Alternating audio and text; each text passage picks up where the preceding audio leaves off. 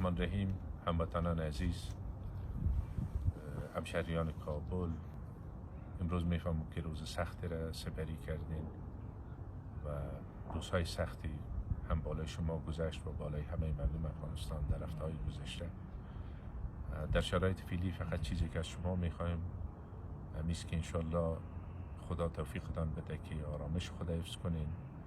از نیروهای دفاعی امنیتی میخوایم که در تامین امنیت همکاری کنن.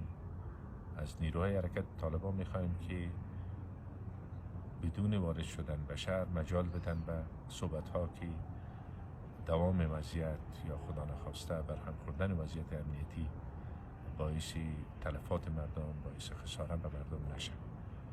باعث یک شهروند این کشور و باعث رئیس شورای عالی مصالحه ملی همین آرزویم است و یکی رئیس جمهور پیشین افغانستان را ترک کرد و کشور و ملت در توی یک حالت قرار داد.